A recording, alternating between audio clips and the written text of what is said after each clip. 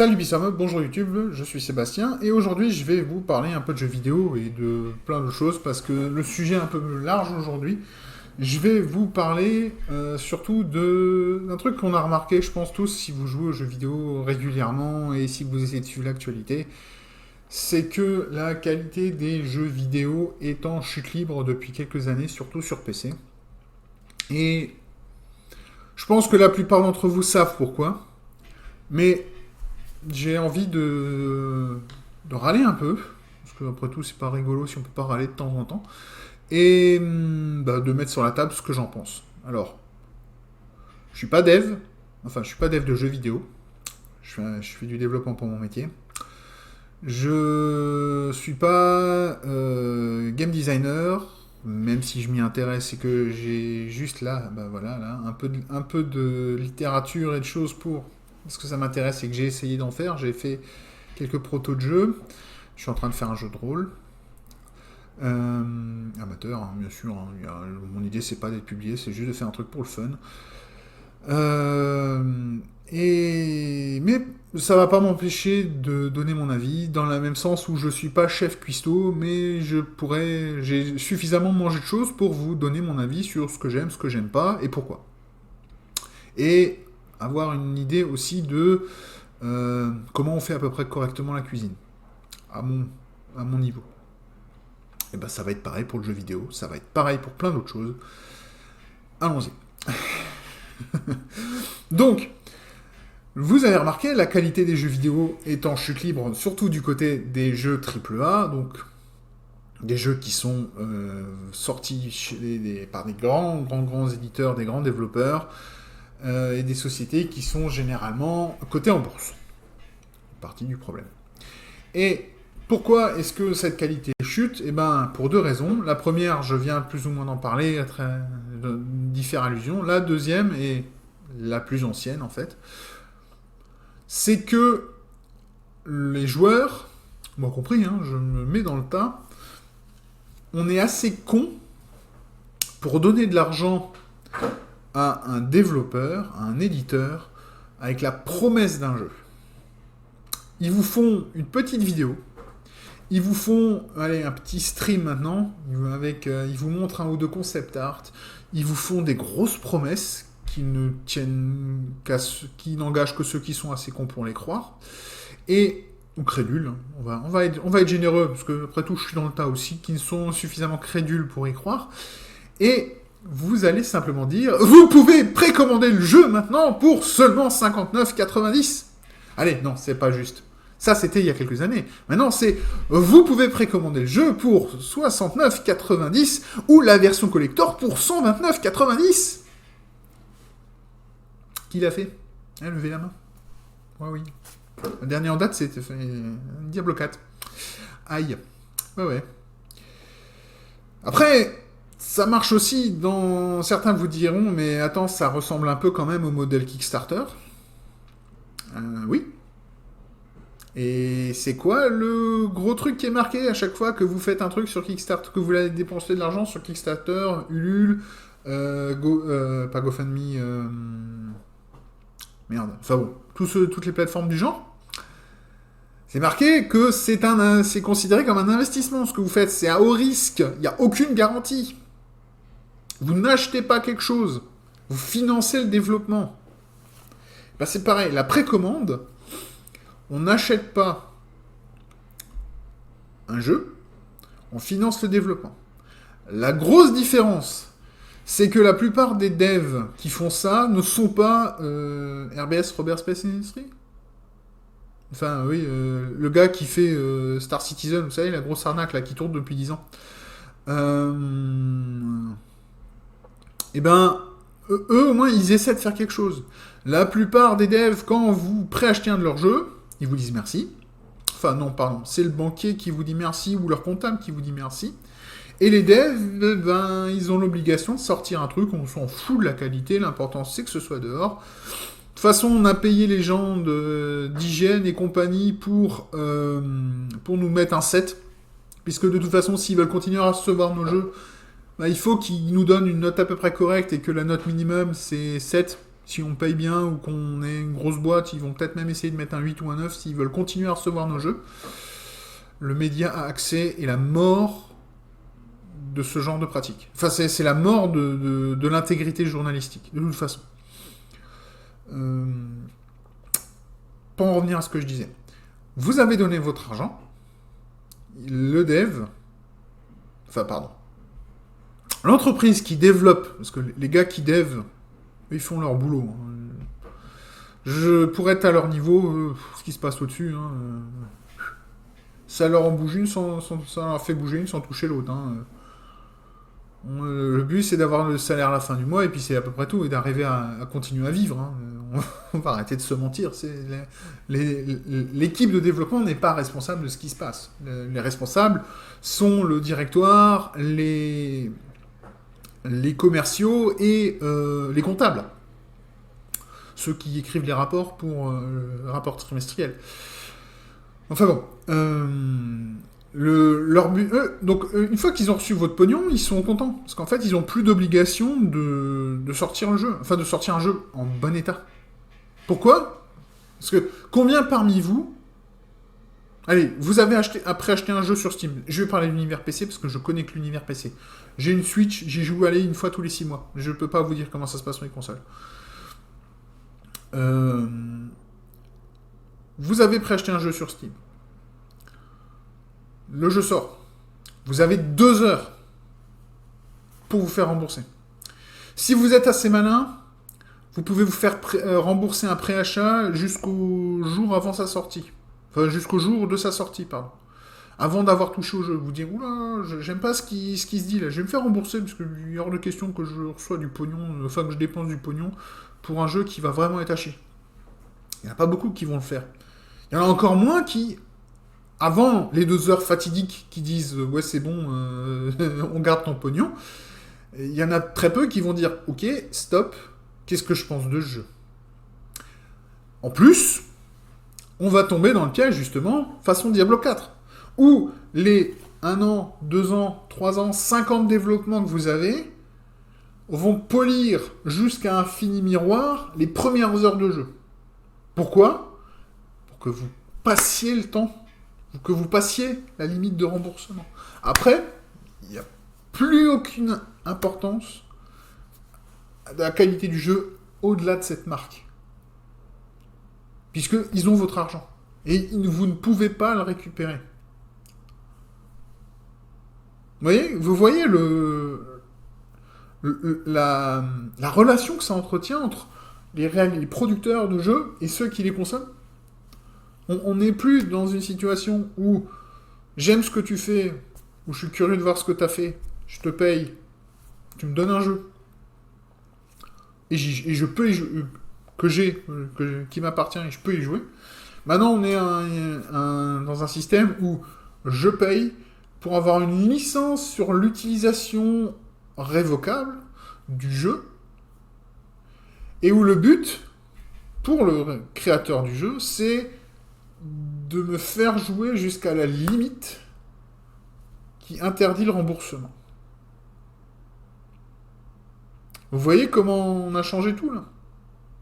Et maintenant, en plus, le créateur du jeu, il peut vous dire « Donnez-moi de l'argent, je vous promets que je sors un bon jeu. » Ça marche une fois, ça marche 2 fois, et normalement, ça marche plus. Mais pourquoi ça marche encore pour certaines entreprises ? Blizzard, Bethesda,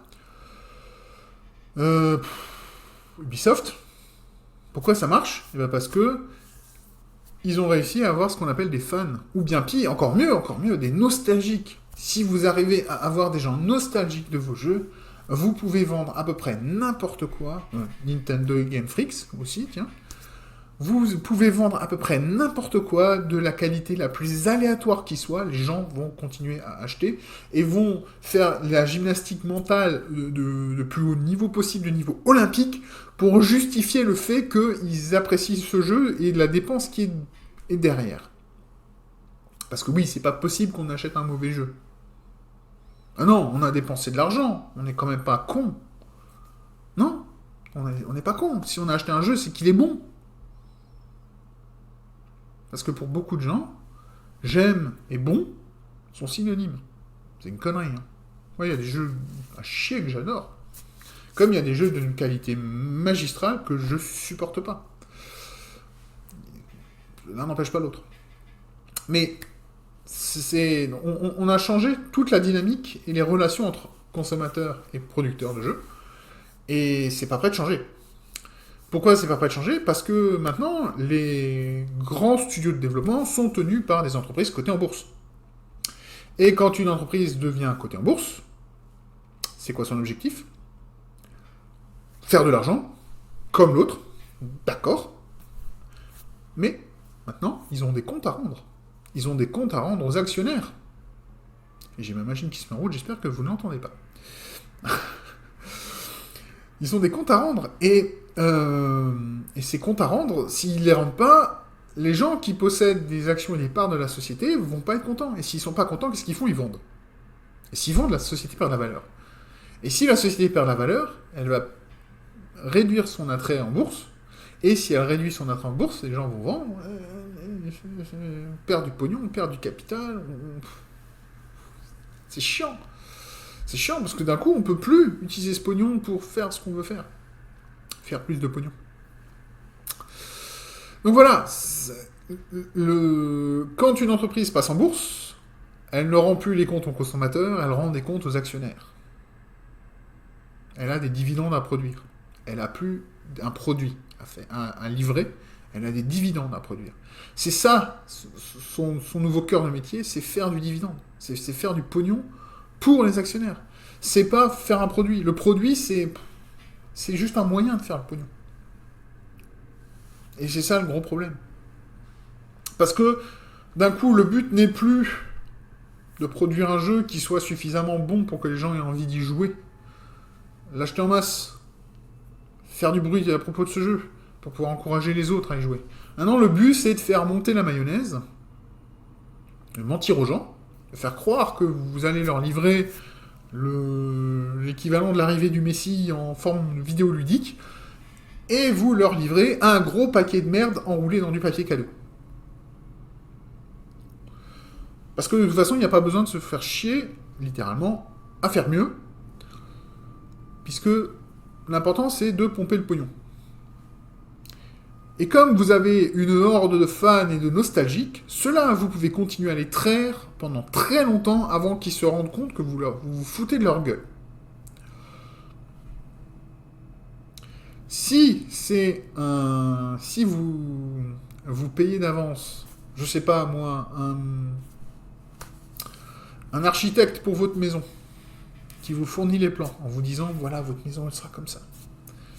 Que vous engagez ensuite, enfin que lui engage pour vous ensuite une entreprise qui va construire la maison, et qu'au final, votre maison, elle est pas finie, vous manque un mur, elle est mal isolée, il y a des choses qui sont enlevées du plan, genre on a enlevé une pièce, et l'architecte vous dit, ah ouais, mais si vous voulez cette pièce, il va falloir payer en plus. Mais non, mais c'était dans les plans initiaux, pourquoi il est sorti? Ah non, faut payer, c'est comme ça. Et c'est ce qu'on fait dans le jeu vidéo depuis plus de 20 ans. Depuis la putain d'armure de cheval, on fait ça. On sort des éléments du jeu pour pouvoir les revendre pièce par pièce. Et maintenant, on le fait avec un modèle encore plus tordu, qui est que on va le sortir pièce par pièce, mais au goutte à goutte, tous les 2 mois, tous les 3 mois, et on appelle ça un Season Pass. Alors certains vont vous dire que c'est généralement utilisé pour des jeux en développement perpétuel. On va constamment rajouter du contenu. Et où en fait c'est pour payer l'entretien des serveurs, l'entretien de l'équipe, et tous les frais de fonctionnement, et bien sûr aussi les actionnaires et ceux qui ont des parts. Mais c'est pour la plupart des jeux sont pas live, et pourtant on retrouve maintenant de plus en plus des Season Pass partout. Alors avant, le Season Pass, on l'utilisait pour vous dire, parce qu'on a prévu 3 ou 4 DLC, comprendre, on a mis un grand coup de hache dans le jeu, on a enlevé une partie du contenu qu'on va vous ressortir dans 6 mois, 1 an. parce que là, il n'est pas fini, il faut qu'on le polisse encore un peu. C'est pas grave, on va vous vendre la moitié du jeu qu'on a maintenant, on va vous la vendre 70 balles, et les deux autres, on va vous les vendre 30 balles chacun, et puis vous allez les acheter. Et si vous payez 120 euros 100 ou 120 euros maintenant, vous les aurez gratuitement plus tard.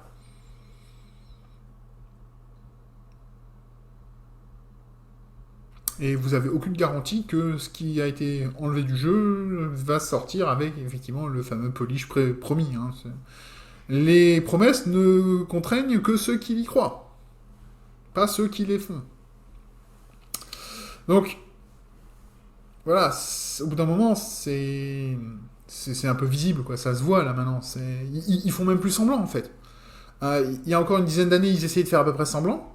Mais là, maintenant, le cycle de l'excuse est tellement régulier et tellement fréquent que je pense que la plupart des joueurs et des gens qui achètent des jeux vidéo et qui s'intéressent aux jeux vidéo doivent le voir et le savoir, qu'on se fout de leur gueule ouvertement, que le but c'est simplement de leur pomper du pognon. Il y a très peu de jeux qui ont sorti de la merde et qui ont passé le temps et les efforts nécessaires pour corriger le tir. Il y en a très peu. Diablo 3, c'est un bon exemple. No Man's Sky, c'est l'exemple parmi les exemples. Cette boîte-là, les gars, ils sont sur... ils ont sorti une grosse merde. Et ils ont passé maintenant combien d'années à polir le jeu, à rajouter du truc, et ça gratuitement. Et d'ailleurs, c'est ça qui m'étonne. C'est comment ils arrivent à faire ça. Parce qu'ils n'ont pas de source de revenus autre les ventes du jeu.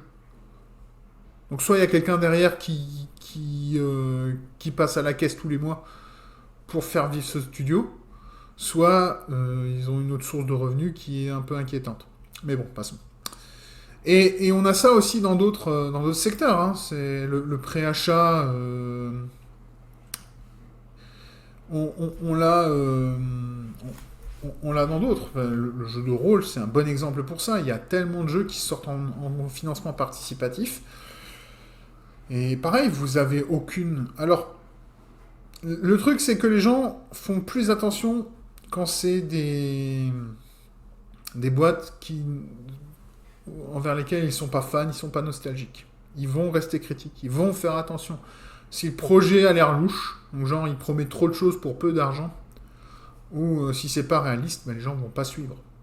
Mais dans le jeu vidéo, si Nintendo, si Blizzard, si c'est les deux gros qui marchent encore à peu près, hein, les autres ils se sont tous plus ou moins cassés la gueule, et encore Blizzard là il est en train de trébucher. Mais si Nintendo et Blizzard ils promettent quelque chose, les gens vont se jeter dessus. Je le sais, je l'ai fait avec Diablo 4.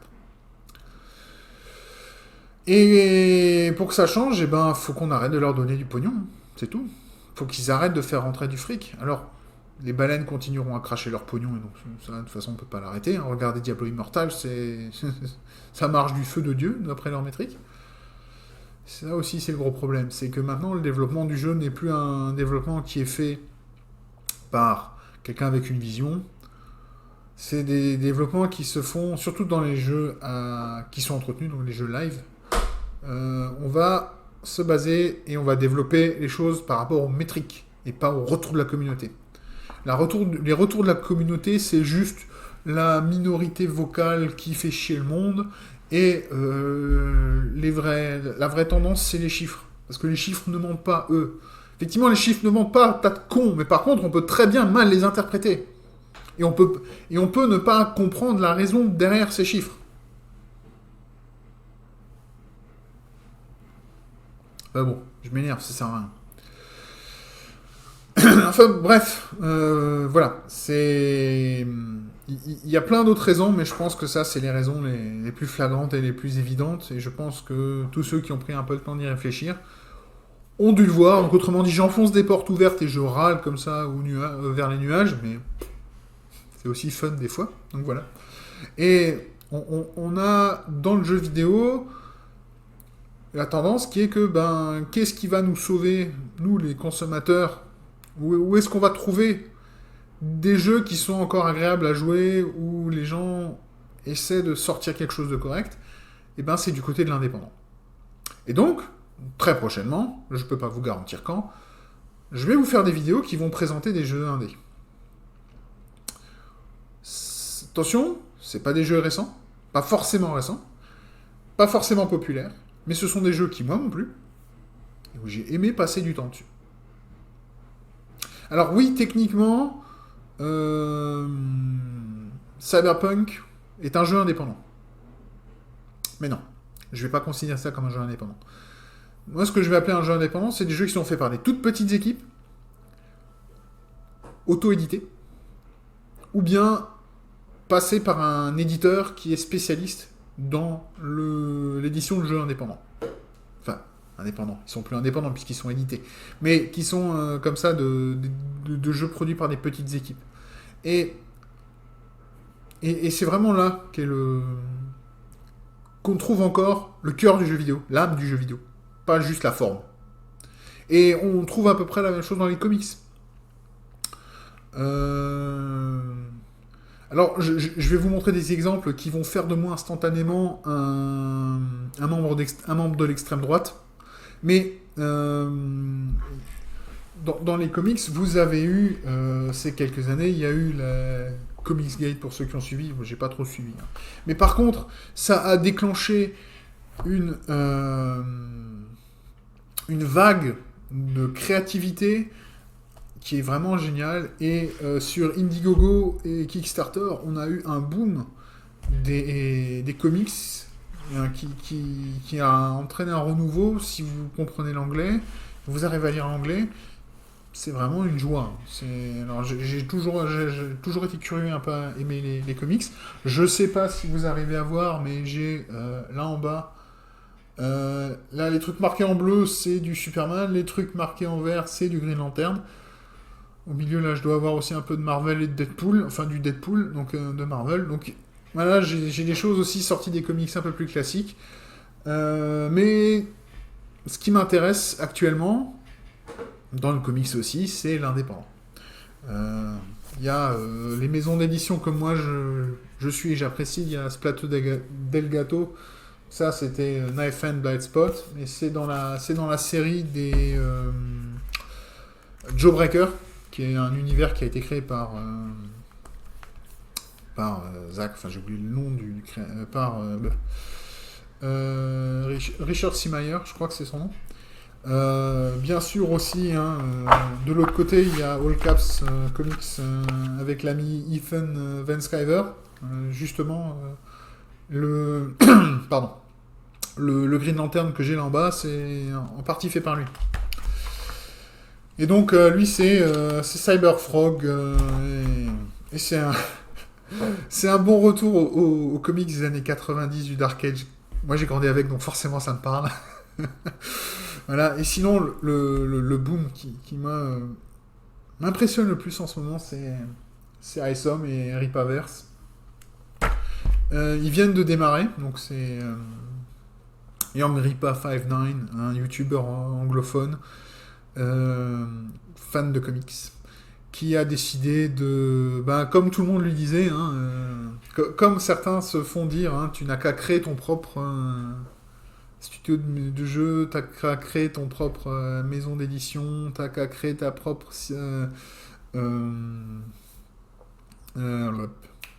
studio de film. Si t'es pas d'accord avec la façon dont ils ont de faire, et ben c'est ce qu'il a fait. Et pour l'instant, il a sorti 2 comics, ISOM 1 et 2, qui ont fait plusieurs millions de dollars à chaque fois en financement participatif. Et pour les avoir lus tous les deux, c'est un bon début.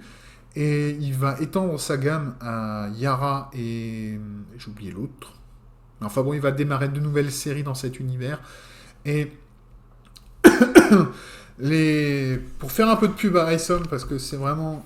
Si il se tient à ce qu'il promet dans sa deuxième de couve, l'éthique Ripaverse, qui dit respecter le client en premier.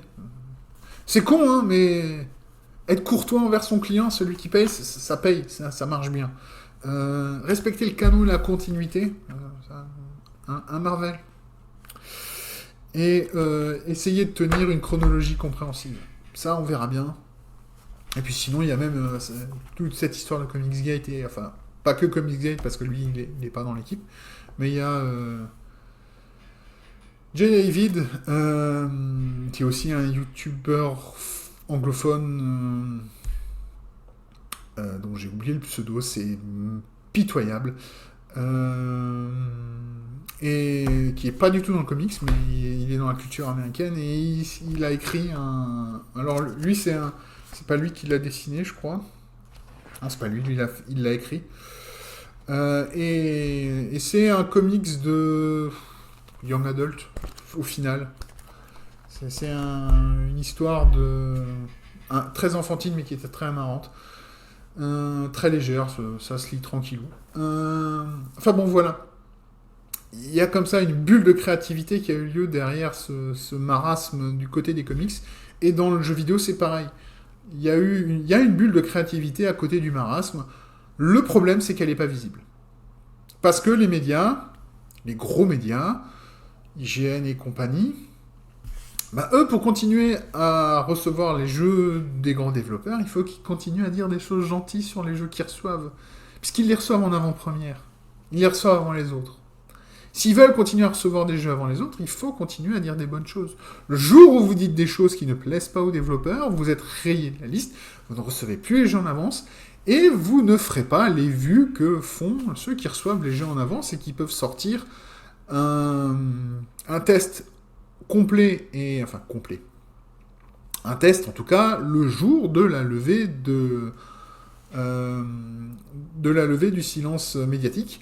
Et donc, vous pouvez, il vous faut forcément attendre que le jeu sorte pour pouvoir le tester et sortir quelque chose. Ça vous prendra 1 semaine, 2 semaines, 3 semaines, 1 mois, selon comment vous bossez. Et vous ferez que 5 à 10% des vues de ce que feront ceux qui sortent leur contenu le jour de la sortie. Donc voilà. Donc, comme je disais, hein, en anglais ça s'appelle Access Media. En français, ce serait quoi? Ce serait les médias à accès. Et c'est la mort du journalisme. Et c'est une façon de faire qui devrait être simplement foutue en l'air. Parce que on ne fait pas... on peut pas faire de manière honnête quelque chose avec ce système, parce que le jour où vous faites quelque chose qui ne plaît pas, vous êtes rayé des listes. Donc vous êtes forcé de continuer à dire des choses gentilles. Et donc vous allez vous auto-censurer. Et la pire des censures que je connaisse, c'est l'autocensure. Vous allez vous auto-censurer pour essayer de garder votre façon de vivre, parce qu'après tout, vous aussi, vous avez des impératifs. Vous devez aussi payer votre maison, votre appart. Vous devez payer votre bouffe. Vous devez entretenir vos enfants ou vos animaux de compagnie, voire les deux. Et puis voilà. Donc, et payer vos dettes et payer les impôts. Donc voilà, c'est un système tout aussi dégueulasse que ce qui existe qui existe dans le jeu vidéo, qui existe dans les films, qui existe dans les comics, et qui est la mort de l'intégrité. Et c'est vraiment ça qui est affreux. C'est à chaque fois c'est cette intégrité qui est rongée pour faire un peu de pognon plus facilement. Voilà. Bon, ça fait de nouveau une demi-heure que j'ai fait ça. Je vais m'arrêter là, parce que je pourrais continuer, je pourrais vous passer une heure là-dessus, à vous saouler. Donc, si vous regardez cette vidéo, déjà merci, parce qu'à mon avis, vous ne devez pas être très nombreux parmi mes 67 abonnés au jour où j'enregistre cette vidéo, à regarder une demi-heure de ma petite personne qui raconte tout et n'importe quoi, qu'il a besoin de déballer, puisque j'en ai marre. Donc, merci beaucoup. Sachez que vous avez tout mon respect si vous avez regardé cette vidéo jusqu'au bout. D'ailleurs, si vous avez envie de vous faire connaître, utilisez le mot respect dans votre commentaire. Parce que je suis un peu comme Doomcock, même si je suis d'accord avec sa façon de voir, qui est que sans respect du contenu initial, il faudrait jeter la plupart des productions culturelles qui existent. Mais bon, après, le mec est un peu allé trop loin à mon avis, mais on n'est pas là pour discuter de lui ni de ça. J'espère juste que... Enfin, vous sachez que vous avez mon respect si vous avez regardé toutes ces vidéos. Et en attendant la prochaine vidéo qui sera soit parler de jeu de rôle, soit qui va parler de... un jeu de cartes pour une fois, puisque cet après-midi, aujourd'hui on est samedi, j'enregistre, et dans quelques heures, je vais participer pour la première fois à une avant-première d'un jeu de cartes que je connais un tout petit peu, qui s'appelle Flesh and Blood. Là, je vais participer à un draft d'avant-première. Ça fait très longtemps que j'ai pas joué. J'ai aucune idée de comment se passe un draft dans ce jeu-là, donc je vais y aller en aveugle, ça va être un carnage, je vais me faire déboîter la gueule. Mais ça va être rigolo de découvrir une nouvelle façon de jouer à ce jeu. Et je pense que je vous ferai un retour. Et si j'ai un peu de chance, je vous ferai peut-être même une démo pour vous présenter le jeu, parce que c'est un jeu de cartes qui est, selon moi, vachement mieux que Magic, surtout actuellement. Parce que actuellement, Wizard of the Coast est aussi dans cette logique un peu qu'ont les studios de développement de jeux vidéo, à sortir des produits de merde, vite fait, mal fait, et où on va sortir des produits collector à côté pour gonfler les ventes et pour faire des jolis rapports trimestriels pour les actionnaires, pour dire que tout va bien. Et ça fait 2-3 ans que ça marche, et qu'ils continuent à le faire. Et le prix commence à se voir, c'est-à-dire que le jeu ne vaut plus rien, qu'il est l'ombre de ce qu'il était il y a encore une dizaine d'années. Et c'est vraiment une putain de tristesse, c'est un foutu hold-up. Et c'est vraiment dommage, moi qui ai grandi avec Magic. Enfin bon, voilà. Je vais pas enchaîner sur une diatribe là-dessus. Je vous dis simplement, merci encore d'avoir passé le temps à m'écouter et à me regarder. Et en attendant la prochaine vidéo, Bisbol.